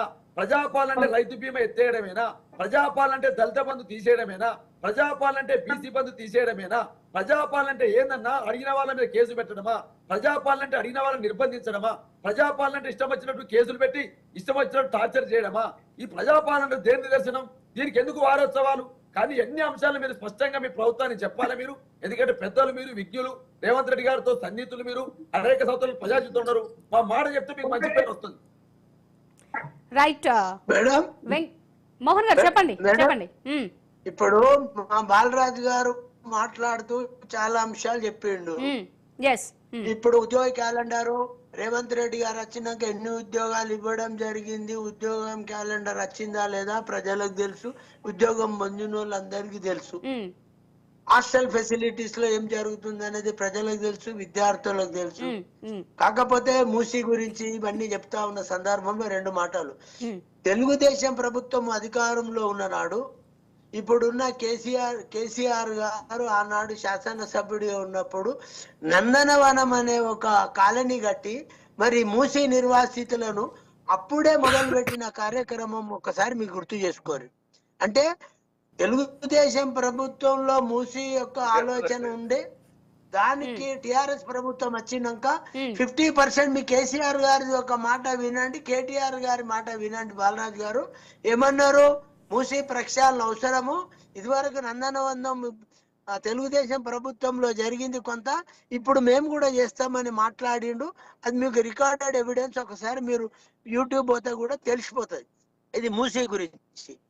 ఇక ఫార్మాసిటీ గురించి గతంలో కేసీఆర్ గారు మాట్లాడిండ్రు, కేటీఆర్ కూడా మాట్లాడింది. ఒకసారి వీడియో వినండి. ఇన్ని వేల ఎకరాలు ఇప్పటికి తీసుకున్నాం, ఇంకా కొన్ని తీసుకోవాలని శాసనసభలోనే చెప్పిండు దీని గురించి. కాబట్టి ఫార్మా గురించి సభలోనే చెప్పిండు కేటీఆర్ గారు. ఇన్ని వేల ఎకరాలు తీసుకున్నాం, ఇంకెన్ని వేల ఎకరాలు తీసుకోవాల్సిన అవసరం ఉన్నదనే మాట కేటీఆర్ గారు శాసనసభలో ప్రకటించాడు. అంటే లోగడ మీరు ఫార్మా ఒప్పుకొని ఫార్మాకాలజీ డెవలప్ చేయాలి, ఫార్మా కంపెనీ తేవాలనే దాన్ని మరి ఈ ప్రభుత్వం చిత్తశుద్ధితో దాన్ని డెవలప్ చేయాలనే దాన్ని ముందుకు తీసుకుపోతుంటే తప్పని మీరు అంటే ఇది ఎట్లా? ఇది ఒక్కసారి ఆలోచన చేయండి. మూసీ నది గురించి తెలుగుదేశం ప్రభుత్వం మొదలుపెట్టి నందనవనం అనే ఒక కాలనీ కట్టి అందరినీ షిఫ్ట్ చేసినప్పుడు కేటీఆర్ గారు రాజకీయాలలో ఉన్నారు. ఆ తర్వాత కేసీఆర్ గవర్నమెంట్ వచ్చినాక అంటే తెలంగాణ వచ్చినాక మూసీ నది ప్రక్షాళన చేయాలని జీవోలు తీసింది ఎవరు? మన సుధీర్ రెడ్డిని చైర్మన్ చేసి ఎన్ని మీటింగ్లు పెట్టిరు, ఎంత మందితో మాట్లాడిరు, కంపల్సరీ వీళ్ళందరినీ షిఫ్ట్ చేయాలి, కంపల్సరీ మూసీ యొక్క సుందరీకరణ చేయాలనే కదా మరి సుధీర్ రెడ్డి దానికి చైర్మన్ అయిండు. ఇది మీరు చెకప్ చేసారు. ఇప్పుడున్న ప్రభుత్వం దాన్ని పూర్తిగా చేయాలనే ఆలోచనతో రేవంత్ రెడ్డి ముందుకు పోతా ఉన్నారు. దయచేసి నేను ఏమంటున్నా, రైట్ మీరు ప్రతిపక్షంలో ఉన్నారు, మాట్లాడాలి, తప్పేమి కాదు. కానీ కొన్ని పనులు జరుగుతున్నప్పుడు వాస్తవాలు ఒప్పుకోవాలి. ఇది నిజమే, ఆ ప్రభుత్వం మొదలు పెట్టింది, ప్రభుత్వం కంప్లీట్ చేస్తుంది. ఉదాహరణకు చాలా అంశాలు ఉన్నాయి. మరి మీరేమంటున్నారు, అరే ఏం చేయలేదు, 6 గ్యారెంటీలు అటైపోయినాయి, ఎవరికి ఏం జరగలేదని మాట్లాడడం సబబు కాదనే మాట నేను రిక్వెస్ట్ చేస్తా ఉన్నాను. దయచేసి లోతుగా మీరు ఆలోచన చేయండి, ఆలోచన చేయండి. రేవంత్ రెడ్డి ప్రభుత్వం ప్రజల పక్షాన ప్రజల పాలన కొనసాగిస్తుంది. ఓకే వెంకటరెడ్డి గారు చెప్పండి, మాట్లాడండి, చెప్పండి. ఇప్పుడు ఒకటి మేడం, మీరు ఇచ్చిన టాపిక్ పరిమితమైనట్టయితే ఈ ప్రభుత్వం ఎప్పుడైనా కూలిపోతుంది అనేటువంటి ఒక అభద్రతా భావం రోజు కేబినెట్ మంత్రులు మాట్లాడడం అనేటువంటిది వాళ్ళ యొక్క బలహీనతకు, రాజకీయ బలహీనతకు, రాజకీయ అస్థిరతకు వాళ్ళకే నష్టం. అది ఒకటి. ఎవరైనా అన్నట్టయితే అంటారండి, రాజకీయ పార్టీలు మీ పార్టీ యొక్క అస్తిత్వాన్ని, మీ పార్టీ యొక్క ఆలోచనలను, పార్టీ యొక్క విధానాలను, గతంలో జరిగినటువంటి చరిత్రను చూసి రాజకీయ ఎత్తుగలు వ్యూహాత్మకంగా మాట్లాడితే మీరు భయపడిపోతే ఎట్లా అనేది. నెంబర్ 2, మీరు ఇప్పుడు మూసీకి సంబంధించి మాట్లాడుతున్నారు. మూసీకి సంబంధించి మీరు హైడ్రా అన్నారు, బఫర్ జోన్ అన్నారు, రకరకాల చెప్పేసి వచ్చి మీరు ఏమన్నారు, ఇక్కడ మూసీ అన్నారు. మూసీకి ఇంతవరకు డిపిఆర్ లేదు, మీరు ఏం చేయబోతున్నారు తెలియదు. ఒక అంత పెద్ద ప్రాజెక్ట్ తీసుకుంటున్నప్పుడు మీరు చెప్పవలసిన బాధ్యత 6 నెలల తర్వాత డిపిఆర్ వస్తుంది, ఇప్పుడు మాత్రం కూలగొడతాం ఇల్లు అనేటువంటి దాని మీద మేము తీవ్రంగా, భారతీయ జనతా పార్టీ తీవ్రంగా తీసుకున్నటువంటి అంశం, దాన్ని మేము ప్రజల్లోకి తీసుకెళ్తున్నటువంటిది రేపటి నుంచి. ఒకటి. రెండవది ఏంటంటే, ఏదైనా ప్రభుత్వం అనేటువంటిది మీరు 1 సంవత్సరం లోపల అన్ని పూర్తి చేస్తారని మేము కూడా అనుకోవడం లేదు. కేంద్రంలో మేము కూడా అధికారంలో చేస్తారనుకోలేదే. మీరు చేస్తామన్నారు, చేసేదానికి మీరు చేసింది ఏమిటి? ఇప్పుడు ఇంతవరకు ఉద్యోగస్తులకు కరువు భత్యాలు ఉంటే అతి కష్టం మీద ఒక కరువు భత్యం ఇచ్చినారు. ఏం చేయాలో మీకు అర్థమైతే లేదు. వాళ్ళు ఇంతవరకు ఉన్నారు. వాళ్ళకు ఉండేది ఏంటంటే, గతంలో టీఆర్ఎస్ రాసుకొని పూసుకొని తిరిగి కాబట్టి అడిగే ధైర్యం లేకుండా పోయింది ఉద్యోగ సంఘాలకు. ఆ బలహీనత కింద మీరేం చేస్తున్నారు? నడిపించండి. కానీ నాయకులు అక్కడ కాంప్రమైజ్ అయ్యి కానీ ఉద్యోగస్తులు చాలా అసంతృప్తి ఉన్నటువంటి మాట పెన్షనర్లు ఉన్నారు ఒక భాగం. నేను ఏమంటున్నా అంటే, ఏదన్నా ఒక విధానపరమైన నిర్ణయం చేసినప్పుడు రేవంత్ రెడ్డి గారికి ఇంకా ప్రభుత్వం మీద పట్టు రాలే. పడిపోతారు అంటే ఇంతవరకు సంవత్సరం అయింది. క్యాబినెట్ ఎందుకు పడిపోతుంది అంటుంటే, ఈ క్యాబినెట్ విస్తరణ అనేటువంటి దానికి ప్రభుత్వం యొక్క అసంతృప్తికి ఎంతకాలం ఉంటుంది అనే దానికి డెఫినెట్ గా లింక్ ఉంటుందండి. ఇది నేననడం లేదు, మామూలుగా ఆలోచన పరులు, విశ్లేషకులు చెప్తున్నటువంటి మాట. ఇప్పుడు ప్రభుత్వంలో చాలా ఖాళీలు ఉన్నాయి. ముఖ్యమైన శాఖలు ఇంతవరకు కేటాయించలే. హోంశాఖ ఇంతవరకు లేదు. నా భూతం నా భవిష్యత్తు. ఏదైనా ఒక ప్రభుత్వం ఏర్పడిన తర్వాత, ముఖ్యమంత్రి తర్వాత అతి కీలకమైనటువంటి మంత్రిత్వ శాఖ హోమ్ మినిస్టర్ లేడు. అనేక అరాచకాలు జరుగుతున్నాయి, రేపులు జరుగుతున్నాయి, మహిళల మీద అగత్యాలు జరుగుతున్నాయి, పట్టించుకునే పాపం లేదు. ఇప్పుడు ఎమ్మెల్యే లేరా మీకు? అంటే మీ అర్థమైంది, ఈ విస్తరణకి కాంగ్రెస్ భవిష్యత్తుకి రెండింటికి అవినాభావ సంభవం ఉంది. మీరు ప్రజలు ఏమనుకుంటున్నారో తెలుసా మేడం, అమూల్య గారు? చెప్పండి. రాజగోపాల్ రెడ్డి గారు కానీ ఒకవేళ క్యాబినెట్ లో తీసుకోకపోతే ఈ ప్రభుత్వం మనగడ అనేటువంటిది 1-2 సంవత్సరాలలో పెద్ద బిగ్ క్వశ్చన్ మార్క్. అది వాళ్ళే చేసుకుంటారు, మేం చేయాల్సిన అవసరం లేదు, భారతీయ జనతా పార్టీ అనాల్సిన అవసరం లేదు. అక్కడ ఉన్నటువంటి పరిస్థితి ప్రకారంగా చెయ్యలేక విద్యాశాఖ ఖాళీ ఉంది, మున్సిపల్ శాఖ ఖాళీ ఉంది, హోంశాఖ ఖాళీ ఉంది, న్యాయశాఖ ఖాళీ ఉంది. అన్ని ముఖ్యమంత్రి గారి టైం చిట్చాట్లకే సరిపాయి, ఢిల్లీ తిరగడానికే సరిపాయి. ప్రజాపాలన అంటే ఏం ప్రజాపాలన అంటే ఇక్కడ ఉంది చేస్తున్నది మీరు ఇప్పుడు ఏం పరిష్కరించారు? ఈ టైం అంతా వేస్ట్ చేసే బదులు మీరు మహిళలకు ఇవ్వాల్సినటువంటి ఏదైతే ఆసరా పెన్షన్ ఉందో దాని మీద చర్చ పెట్టండి. పేద పిల్లలు చదువుకుంటున్నటువంటి కాలేజీలకు ఫీజు రింబర్స్మెంట్ ఆలోచించండి, ఆరోగ్యశ్రీ నిధుల గురించి ఆలోచించండి. కాబట్టి ఇవన్నీ ఏం చేయలేనటువంటి ఒక నిస్సాయ పరిస్థితుల వల్ల అనేక సెన్సేషనల్, అంటే ఓడిపోయినటువంటి టీఆర్ఎస్ చేసింది అదే, ఇప్పుడున్నటువంటి పార్టీ అదే పద్ధతిలో పోతుంది. కాబట్టి మనం కొట్లాడుకుంటే పక్కకు పోతుంది బీజేపీ అనుకుంటున్నారేమో, కానీ మేము ఇక రంగ ప్రవేశం చేస్తున్నాము. రేపటి నుంచి మా కార్యక్రమాలు వస్తున్నాయి. కాబట్టి ఆ బీజేపీ బలంగా ముందుకు రాకూడదు అనేటువంటి దాని కింద ఒక కాంప్రమైజింగ్ ఫార్ములాలో తెచ్చుకోవడం. ఇవి ఇప్పుడు ఒకటి వికార కొడంగల్లో జరిగినటువంటి దాని మీద మేము అరెస్ట్ చేస్తామని పొంగులేటి శ్రీనివాస్ రెడ్డి గారు నెల రోజుల నుంచి రకరకాల వార్తల మీద చెప్తున్నాడు కదా. మరి పట్నం నరేందర్ రెడ్డి గారు అరెస్ట్ చేసినాక కేటీఆర్ గారిని ఎందుకు అరెస్ట్ చేయలేకపోతున్నారు? ఇది డ్రామా, పెద్ద డ్రామా, రెండు పార్టీల మధ్య పెద్ద డ్రామా. ఇది ప్రజలను భ్రమలోకి తీసుకొచ్చేటువంటి ఒక ప్రయత్నం చేయడం అనేటువంటి జరుగుతుంది. నేను బిగ్ క్వశ్చన్ అడుగుతున్నా ఇవాళ, చెప్పాలా ఎవరు ఆరేపల్లి మోహన్ గారు చెప్పాలి, కేటీఆర్ ఎందుకు తాత్సారం చేస్తున్నారు, అరెస్ట్ ఎందుకు చేస్తలేరు? మీరు అంటున్నారు కదా ఆయన దోషి నెంబర్ 1 A1 అని మీరు అంటున్నారు కదా, నిన్న నుంచి మొన్న నుంచి అరెస్ట్ చేయడానికి మీకు వచ్చిన అభ్యంతరం ఏంది? ఆయన చేయమంటున్నాడు కదా. బహుశా భారత రాజకీయాల లోపల ఆరోపణలు ఎదుర్కొంటున్నాడు ఒక మంత్రి, ఏ మాట కా మాట చెప్పాలి, నన్ను అరెస్ట్ చేయండి దమ్ము ఉంటే అని చెప్పినగలిగిన వాడు కేటీఆర్. మరి ఎందుకు మీరు చేస్తలేదు? ఛాలెంజ్ చేసినా కూడా ఎందుకు చేస్తలేదు? అంటే మీ దగ్గర కాంప్రమైజింగ్ వెంకటరెడ్డి గారు ఒక నిమిషం అండి. బాలాజీ యాదవ్ గారు చెప్పండి, మాట్లాడండి. చెప్పండి బాలాజీ గారు మాట్లాడండి. ఒకటి అమూల్య గారు ఒకటి చిన్న సూచన, ఇప్పుడు కేటీఆర్ గారిని అరెస్ట్ చేయాలంటే ఎవిడెన్సెస్ ఉండాలి. ఎవిడెన్సెస్ ప్రూఫ్ చేయకుండా ఎట్లా అరెస్ట్ చేస్తారు?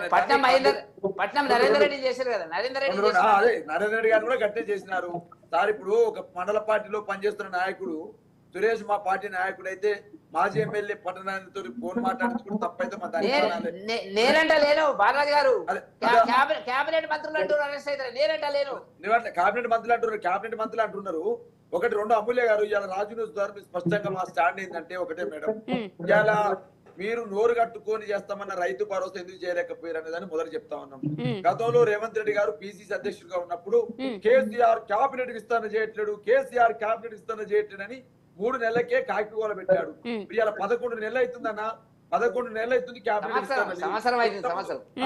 ఇంత వెంకరెడ్డి గారు చెప్పినట్లు హోంశాఖ మంత్రి లేడు, రెవెన్యూ మరి అదే విధంగా సంక్షేమ శాఖ మంత్రి లేడు, విద్యాశాఖ మంత్రి లేడు, అదే విధంగా మున్సిపల్ శాఖ మంత్రి లేడు, మైనార్టీ శాఖ మంత్రి లేడు. మరి ఏమనాలి మేడం? నేను ఇంకొకటి మంత్రి అప్పులు కేసీఆర్ అప్పులు చేసిండు, నేను తిప్పల పడుతున్నాను మాట్లాడుతుండు. 78,175 కోట్లు ఈ 12 నెలల కాలంలో రేవంత్ రెడ్డి చేశారు. 78,175 కోట్ల అప్పును ఈ రేవంత్ రెడ్డి గారు చేశారు. గత ప్రభుత్వం చేసిన అప్పులను తీర్చడానికి ఇంకా ముందు అంటే ఫర్దర్ గా ఈ డెవలప్మెంట్ ఇంకా ఇంక్రీజ్ చేయడానికి అని చెప్పేసి అప్పులు తీర్చడానికి చేస్తున్నా, తిప్పల పడుతున్నా, నేను అన్ని మాట్లాడదలుచుకోలే. ఇలా కేబినెట్ విస్తరణ చేయకపోవడానికి ప్రధాన కారణం ఏంటంటే ఒకవైపు మంచిర్యాల ఎమ్మెల్యే ప్రేమ్ సాగర్ రావు గారు, ఒకవైపు మీ సుదర్శన్ రెడ్డి గారు, ఒకవైపు మీ గోమిరెడ్డి రాజగోపాల్ రెడ్డి గారు వీళ్ళే ముసలం పుట్టిస్తారనే భయం పట్టుకుంది రేవంత్ రెడ్డి గారికి. దాని అసంతృప్తి మేము అసంతృప్తి చెలరేగుతామంటారు. వాస్తవంగా బీఆర్ఎస్ బీజేపీ సంబంధం లేదమ్మా, వాళ్ళ పార్టీలో ఉన్న నాయకులే అసంతృప్తితో ఉన్నారు. వాళ్ళ పార్టీలో ఉన్న ఎమ్మెల్యేలే మంత్రివర్గం కావాలని చెప్పేసి వాళ్ళు అసంతృప్తి రేగెత్తిస్తా ఉన్నారు, అస్థిరపడుతుంది తప్ప మాకు సంబంధం లేదు. ఈ గవర్నమెంట్ 5 ఏళ్ళు ఉండాలి, ఇంకొక 4 ఏళ్ళు ఉండాలి, ఇచ్చిన హామీలన్నీ అమలు చేయాలి, రేవంత్ రెడ్డి గారు మంచి పేరు తెచ్చుకోవాలని చెప్పేసి కార్తీక మాసం సందర్భంగా ఆ శివుణ్ణి ప్రార్థిస్తున్నా, దూదిమెట్ల బాలరాజు యాదవ్ గా ఆ శివుణ్ణి ప్రార్థిస్తున్నా. 4 ఏళ్ళు మీరు ఖచ్చితంగా ఉండాల్సిందే, మీరు ఇచ్చిన హామీలు నెరవేర్చాల్సిందే. మీలో ఎన్ని కుట్రలు ఉన్నాయో, మీలో ఎన్ని లంబకోణాలు ఉన్నాయో, ఎన్ని కుంభకోణాలు ఉన్నాయో, మీ మంత్రుల మధ్యన మీ ఎమ్మెల్యేల మధ్యన ఎన్ని అస్థిరత్వం మేడం. ఇవాళ సంక్షేమ శాఖ మంత్రి లేడు కానీ పాముల శాఖ మంత్రి ఉన్నాడు ఈ రాష్ట్రంలో. సంక్షేమ శాఖ మంత్రి లేడు, పాముల శాఖ మంత్రి పొంగులేటి శ్రీనివాస్ రెడ్డి. ఈ రాష్ట్రంలో హోమ్ మినిస్టర్ లేడు కానీ అరెస్టుల ముఖ్యమంత్రి మాత్రం ఉన్నాడు, అరెస్టులు చేసే ముఖ్యమంత్రి మాత్రం ఉన్నాడు, ఆరోపణలు చేసే ముఖ్యమంత్రి ఉన్నాడు, ఇష్టం వచ్చినట్టు మాట్లాడే ముఖ్యమంత్రి ఉన్నాడు. మాజీ ముఖ్యమంత్రి తెలంగాణ తొలి ముఖ్యమంత్రి పట్టుకొని షెడ్యూల్లో పెట్టి కొడతాంటాడు, లాగులో పెట్టి కొడతాంటాడు, పండబెట్టి తొక్కుతాంటాడు, పేగులు ఉడబీకేస్తాంటాడు, కుక్క సాగు చేస్తామంటాడు, మూసిలో 3 ముక్కలు చేస్తాంటాడు. ఓ గిది ముఖ్యమంత్రి గారి మాటల ముఖ్యమంత్రి, అరెస్టుల ముఖ్యమంత్రి అనే శాఖలు ఉన్నాయి తప్ప ఈ రాష్ట్రానికి ముఖ్యమంత్రి లేడని అంటా ఉన్నాను. ఈ రాష్ట్రంలో రెవెన్యూ శ్రీనివాస్ రెడ్డి రెవెన్యూ శాఖ మంత్రి కాదు, ఆయన పాముల మంత్రి. ఎందుకంటే రష్యాల కాక ఇయ్యాల ఏదో మంత్రివర్గం చేస్తున్నాడు రష్యాలనట. అక్కడ రష్యాల కొత్త మంత్రివర్గం వస్తున్నట్టు తెలంగాణ రాష్ట్రంలో కూడా ఇలా ఈ బాంబుల మంత్రిత్వ శాఖ, అరెస్టుల మంత్రిత్వ శాఖ, బూతుల మంత్రిత్వ శాఖ వచ్చింది ఈ రాష్ట్రంలో. మేడం ఏం మాట్లాడాలి నేను? కాబట్టి ఇలా ఆరపల్లి మోహన్ ద్వారా ప్రభుత్వానికి విజ్ఞప్తి చేసేది ఒకటే, మీరు 100 రోజులలో 6 గ్యారంటీలు అన్నారు, అది అమలు చేసే పని మీద ఉండండి. ఇవాళ గిరిజనుల దగ్గర తీసుకుని అప్పనంగా గుంజుకుంటే భూములు ఏదైతే ఉందో ఫార్మా కస్టర్లు, ఫార్మా విలేజ్ల పేరుతోటి రైతులు ఇబ్బంది పడుతూ ఉన్నారు, అది చూడమని చెప్తా ఉన్నాం. అదే విధంగా మేడం ఇలా 13,000 ఎకరాలు రంగారెడ్డి జిల్లాలో స్వీకరిస్తే మల్రెడ్డి రంగారెడ్డి గారు అదే అంశం మీద గెలిచారు ఇబ్రహీంపట్నంలో. 13,000 ఎకరాలు రైతులకు తిరిగిస్తామన్నారు, ఇంతవరకు రైతులకు ఇయ్యని పరిస్థితి ఉన్నది. 13,000 ఎకరాల్లో ఏం చేస్తారు? రైతులకు తిరిగి రైతురి, రైతులకు పరిహారం ఇయ్యారైతురి, మరి ఇలా రైతుల దగ్గర ఉన్న భూముల్ని ఏం చేస్తారో చెప్పని పరిస్థితులు పెట్టుకొని మళ్ళా 20 ఫార్మా విలేజ్లు ఏర్పాటు చేస్తాం, 20 ఇళ్లలో 3,000 ఎకరాలు చేస్తామని చెప్పేసి 20,000 ఎకరాలు సేకరించే పనిలో వీళ్ళు ఉన్నారు. 20,000 ఎకరాలు సేకరిస్తామంటున్నారు. 20,000 ఎకరాలు సేకరించి ఓరు ముక్కలు పెడతారండి. ఎన్నుకున్న ప్రజలనేమో నోట్ల మట్టి కొడతారు. మీరు ప్రాజెక్టుల పేరుతోటి పెద్దోళ్లకు భూములు మంచి పెడతారు. ఇలా అంబుజా సిమెంట్ పేరుతోటి పెద్దోళ్ళకి పూజి పునర్జీవం పేరుతో పెద్దోళ్ళకి దోషి పెట్టి పేదోళ్ళు మాత్రం ఎందుకు కొట్టి పేదోళ్ళని ఆగం చేయని. ప్రజాపాలన అంటే పేదోళ్ళని నోట్ల మట్టి పెట్టడమేనా? ప్రజాపాలన అంటే గిరిజనులను జైలు వేయడమా? ప్రజాపాలన అంటే గిరిజనుల భూముల్ని గుంజుకోవడమా? ప్రజాపాలన అంటే గిరిజనులను 16 మందిని సంగారెడ్డి జైల్లో పెట్టడమా? ఏ ప్రజాపాలన? ముఖ్యమంత్రి గారు చెప్పండి, దయచేసి మీరు చెప్పండి. మోహన్ గారు, ఇప్పుడు మీరు చెప్పండి. అంటే ప్రధాన శాఖలకు చెందిన కేబినెట్ విస్తరణ చేయడం లేదు, అలాగే అభివృద్ధి పైన కాన్సన్ట్రేట్ చేయడం లేదు, కాకపోతే ప్రతిపక్షాలు కుట్ర చేస్తున్నాయి అని చేసి ఇలా ఏంటి ఈ విధమైన ఆరోపణలు మాత్రమే చేస్తున్నారు, అభివృద్ధి చేయడం లేదని అంటున్నారు. మరి దీని గురించి మీరేం చెప్తారు?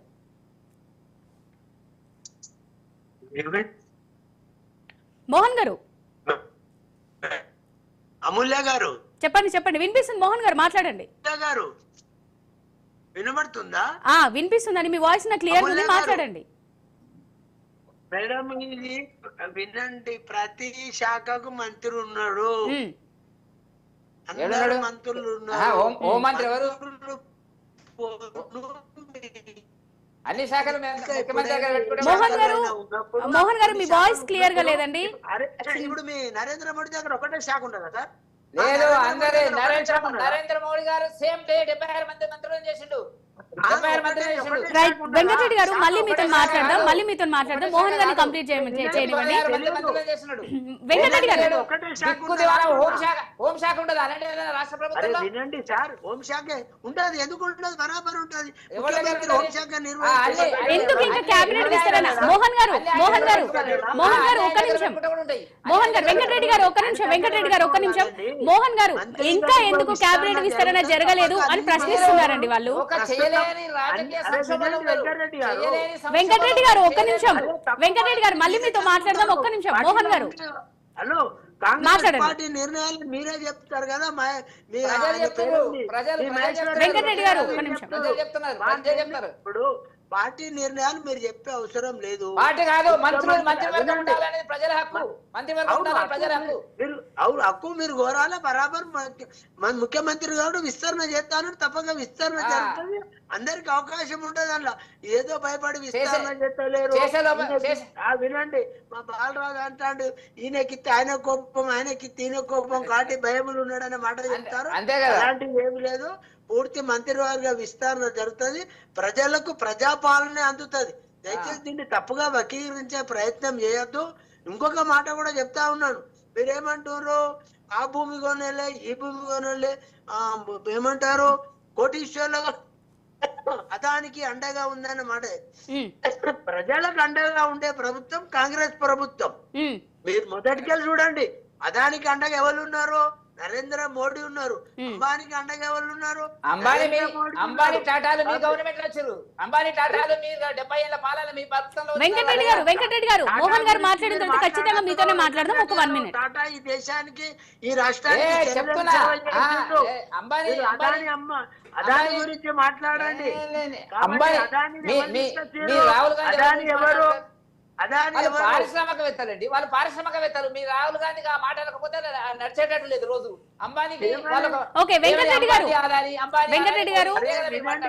గారు ఒక్క నిమిషం మోహన్ గారిని మాట్లాడనిద్దాం, మళ్ళీ మీతో మాట్లాడదాం. మోహన్ గారు అవగానే మళ్ళీ మీ దగ్గరికి వద్దాం. ఒక నిమిషం. ఎదగాలి, వాళ్ళు పనులతో తీసుకోవాలి, కాంట్రాక్ట్ చేసుకోవాలి, కాదంటలేం. కానీ దోసుకునే ప్రయత్నం జరిగిందని. వెంకటరెడ్డి గారు ప్లీజ్ అండి ఒక్క నిమిషం, మీ దగ్గరకు వద్దాం మళ్ళీ. మీ ఎంపీలు కూడా ఎన్నిసార్లు నిలబెట్టారు పార్లమెంట్ లో? అదాని గురించి, అంబానీ గురించి మాట్లాడి. మోహన్ గారు అంటే ఇప్పుడు 1 మినిట్. మోహన్ గారు ఇప్పుడు ఈ ప్రభుత్వం అంటే రేవంత్ రెడ్డి ప్రభుత్వం అనూహ్యంగా అంటే ఈ ప్రభుత్వం ఒకరు కూల్చితే కూలబోతుందా అనే దాని నుంచి మనం స్టార్ట్ చేసాం కదా. దాని గురించి 1 మినిట్ లో కంక్లూజన్ వాళ్ళకే బాగా తెలుసు. వెంకటరెడ్డి గారు ఒక నిమిషం మళ్ళీ మీ దగ్గరకు వద్దాం. శక్తి వెంకటరెడ్డి గారికి లేదు. బాలరాజుకి అసలే లేదు. మరి ఎందుకు భయపడుతున్నారు? ఎందుకు భయపడుతున్నారు? వెంకటరెడ్డి గారు ఖచ్చితంగా మీ దగ్గరకు వద్దామండి. ఆగండి ఒక్క 1 మినిట్ చెప్పండి మోహన్ గారు. అప్పుడప్పుడు చెప్పుకుంటారు కదా మంత్రులంతా వచ్చి చెప్పుకుంటారు. వెంకటరెడ్డి గారు ఆగండి. ఒక మాట వినండి. 10 రూపాయలు ఒక డబ్బాలో రౌతులేసి ఊపినట్టు గల అనేటట్టు మీ మహేశ్వర్ రెడ్డి ఓసారి ఊపుతాడు, టిఆర్ఎస్ ఎమ్మెల్యేలు ఊపుతారు. మీకెందుకు భయం? మీకెందుకు భయం? ఈ ప్రభుత్వం పడిపోతుందని మీరు ఓకే మోహన్ గారు రైట్ ఓకే మోహన్ గారు ఏం చెప్తారండి? వెంకటరెడ్డి గారు ఆగండి ఒక నిమిషం. పూర్తి బలంగా ఉన్నాము. ఈ ప్రభుత్వం బలంగా ఉంది. ఎమ్మెల్యేలు బలంగా ఉన్నారు. కాంగ్రెస్ పార్టీ విశ్వాసం ఉంది. రేవంత్ రెడ్డి మీద నమ్మకంతో ప్రభుత్వం నడుస్తుంది. తప్పక కాంగ్రెస్ ప్రభుత్వం 5 సంవత్సరాల పాలన అందిస్తుంది. మీరు అనుకున్నట్టు కూలిపోతుంది, పడిపోతుంది అనే మాట తప్పు. మీ మహేశ్వర్ రెడ్డి అంటుండు అన్నాడు. ఇప్పుడు అదే కరెక్ట్ మీరు అంటున్నారు ఇలా. అదే కరెక్ట్. మీ మంత్రులు రైట్ ఓకే థ్యాంక్స్ అండి మోహన్ గారు, వెంకటరెడ్డి గారు, అలాగే బాలరాజ్ యాదవ్ గారు. థ్యాంక్స్ అండి ఈ చర్చలో పార్టిసిపేట్ చేసినందుకు. Thank you. ఈ స్పెషల్ డిబేట్ లో పార్టిసిపేట్ చేసినందుకు బీఆర్ఎస్ సీనియర్ నాయకులు దూదిమెట్ల బాలరాజు యాదవ్ గారికి, అలాగే మాజీ ప్రభుత్వ కాంగ్రెస్ నేత ఆరేపల్లి మోహన్ గారికి, అలాగే బీజేపీ రాష్ట్ర అధికార ప్రతినిధి గంగారపు వెంకటరెడ్డి గారికి థ్యాంక్స్ అండి. ఇది వాళ్ళ స్పెషల్ డిబేట్. కి వాచింగ్ రాజ్ న్యూస్.